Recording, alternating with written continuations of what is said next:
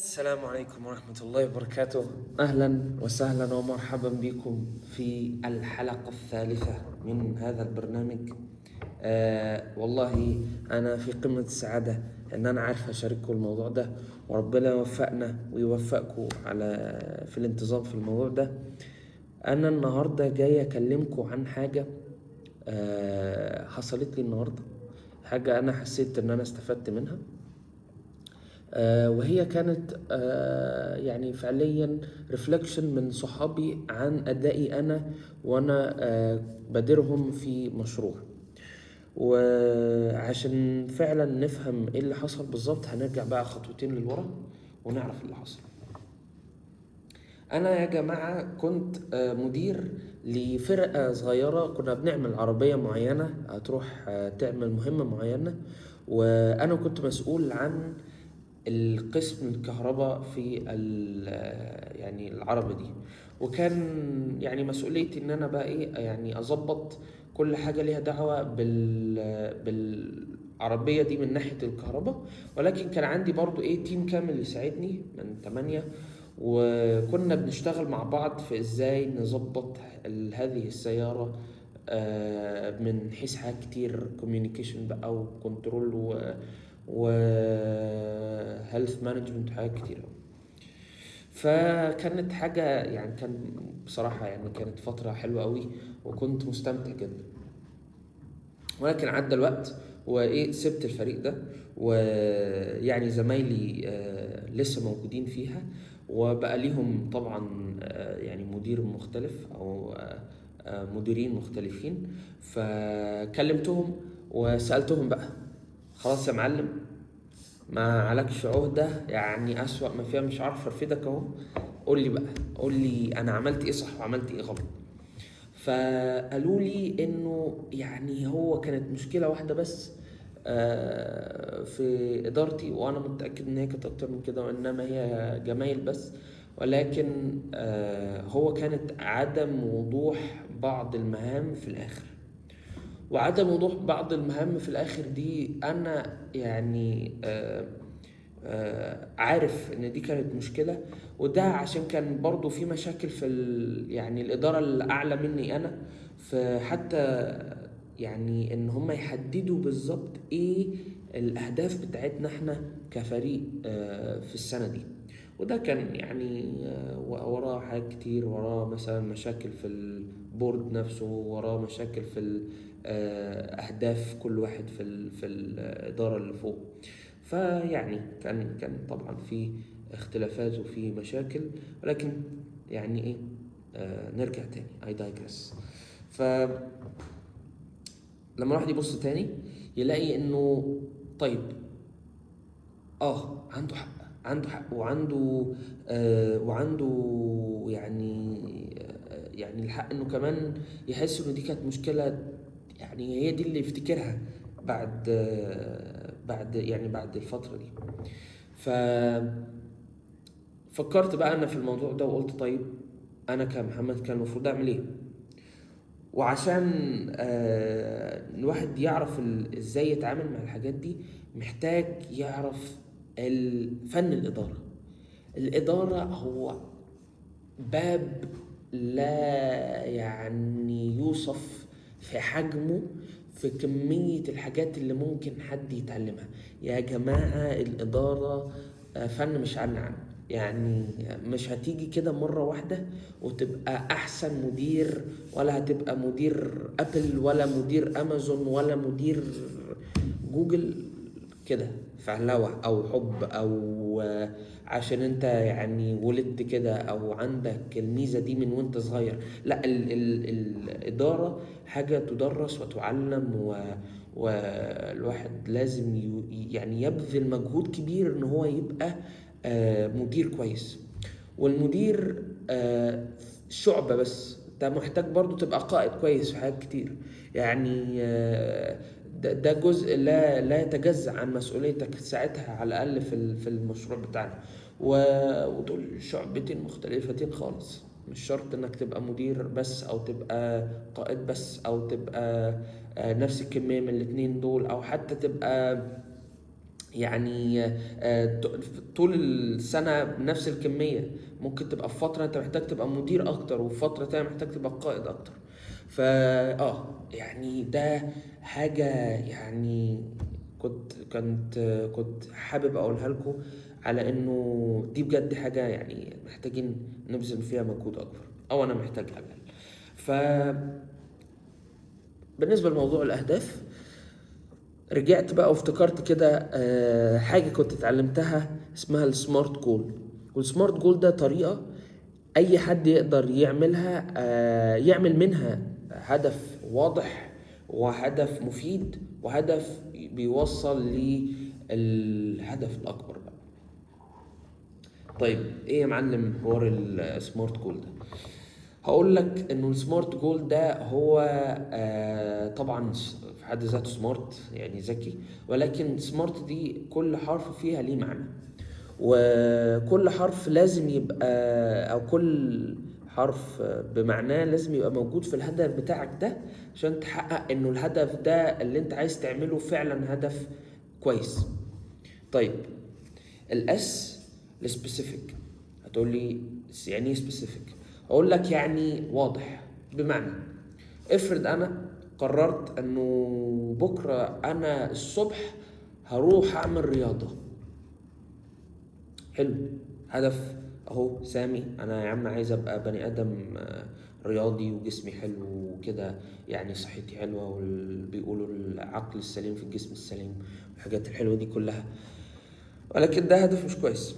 ده هدف مش كويس عشان مبدئيا بسم الله الرحمن الرحيم، يعني الهدف مش سبيسيفيك خالص. هتعمل ايه رياضه بكره؟ طب وبكره الساعه كام؟ وبكره ان شاء الله يعني الصبح دي يعني براحتك، يعني هتقوم بقى كده وتشرب الشاي وبتاع وتروح، ولا ايه بالظبط؟ فاحنا محتاجين نحدد مثلا انا بكره الصبح هروح الجيم الساعه 7 بعد ما افطر، وهروح مثلا المواصلات الفلانية.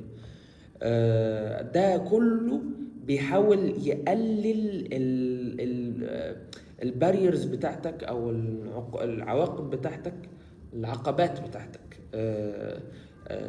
لبداية اي فعل. عشان انا دلوقتي مش محتاج بكرة الصبح اقعد اقول صح كنت عايز اعمل رياضة، طب البس التيشيرت ده ولا التيشيرت ده، طب اكل دلوقتي ولا اكل لما ارجع، عشان انا عارف لما بروح اعوم احيانا بطني بتوجعني، بس ما انا لو رحت الجيم مش هتوجعني. لا، الحوار ده ايه، لفه كده وخلصه من الاول، وايه وابدا وتوكل على الله. طيب سلمنا يا عم، خلاص انا بكره الصبح رايح الجيم الساعه 7. ده هدف كويس ولا لسه؟ هقول لك لا لسه. هتقولي لسه ليه؟ هقول لك عشان طيب هتروح الجيم بكره الساعه 6 او الساعه 7 او whatever، ايه الدنيا؟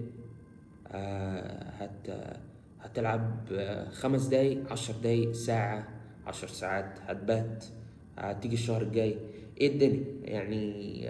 اديني يا ابني حاجة كده يونت اعرف منها انت ادائك عمل ايه بالظبط.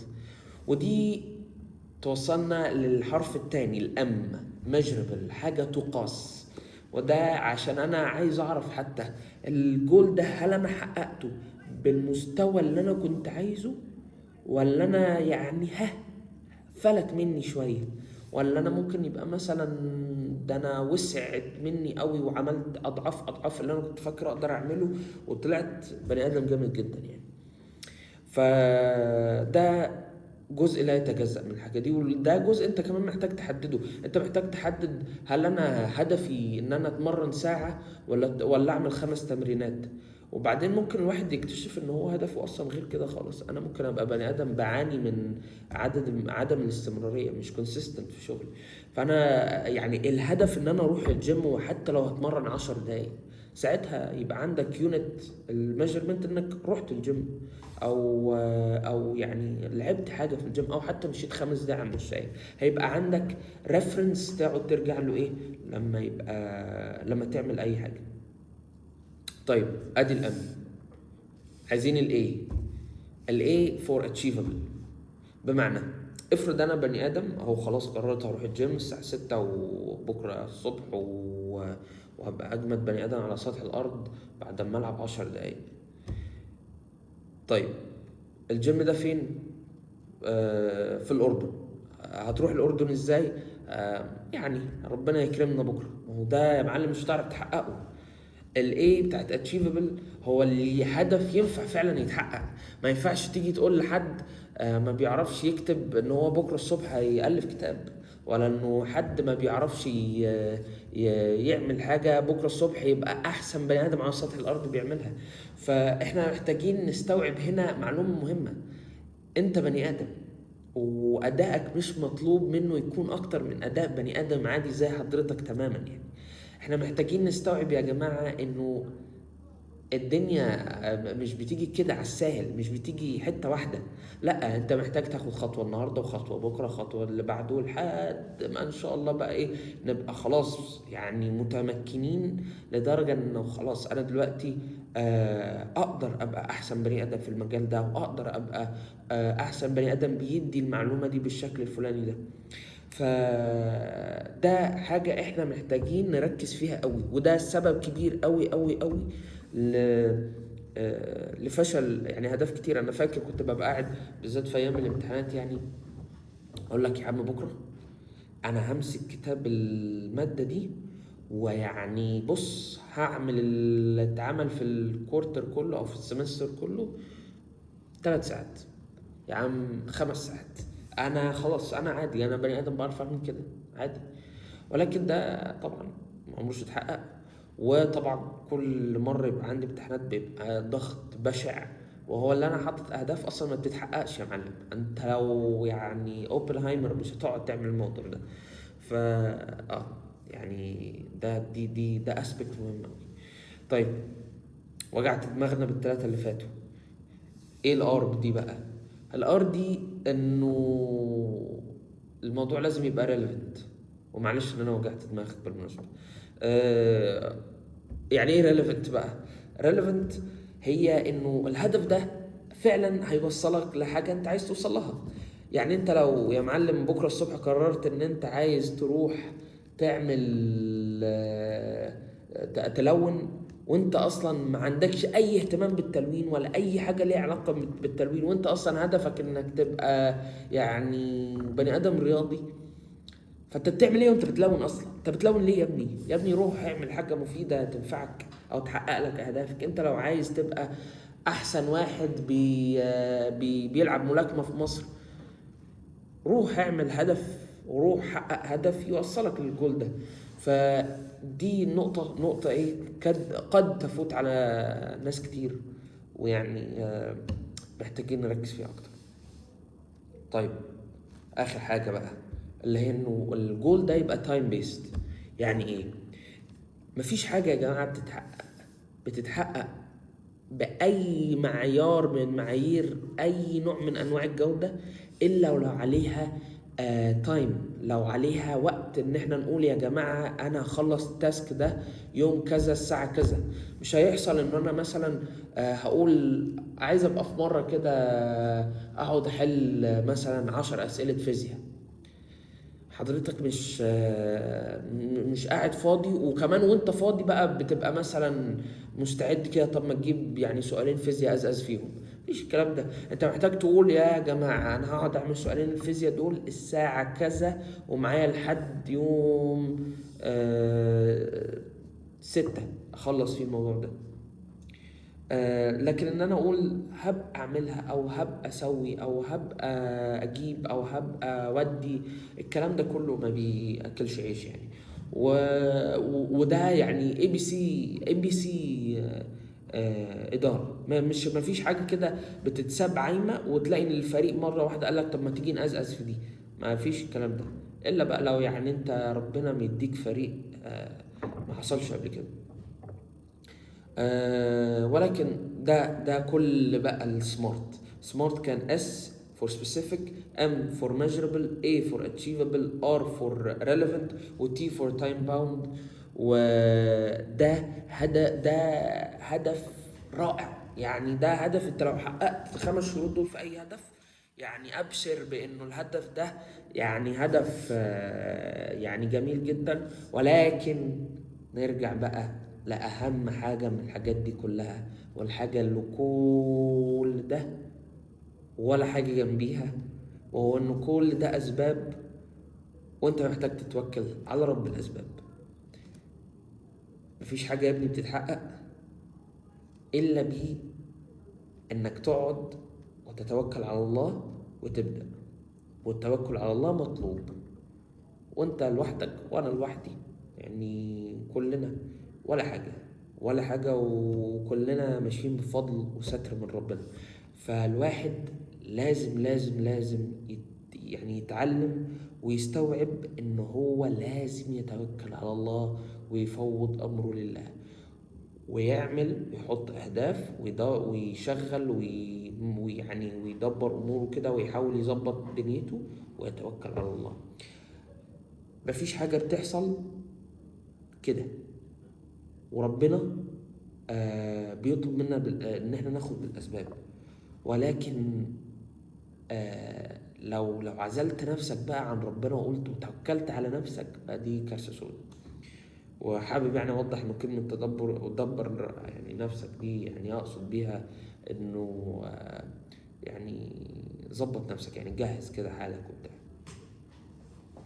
بس ده يعني اهم حاجة، انك تستوعب ان انت ايه، محتاج كده تتوكل على ربنا. واعتقد ده كان كل اللي عندي. كالعادة حاجة كده مسلية، الواحد يقعد يفضفض مع نفسه شوية، يفضفض معاكم انتوا كده خلاص. يعني انا معرفكمش قوي، عشان يعني برضو ما ننساش احنا بقالنا 3 ايام نعرف بعض، فعيب يعني نبقى اصدقاء قوي بالسرعة دي. ولكن انتوا دخلتوا قلبي بدري، ويعني ربنا يستر. ف قولوا لي لو في حاجة حبيتوها، لو في قصة عايزين تحكوها في القيادة بشكل عام، أنا أحب أسمع الحاجات دي قوي. ولو في حاجة حابين تسمعوا عنها في المستقبل، أو قصة تحبوا نحكيها، أو معلومة تحبوا نضيفها، تبقى يعني جزاكم الله ألف خير. وأظن أنه كده كفاية عليكم النهاردة، والسلام عليكم ورحمة الله وبركاته.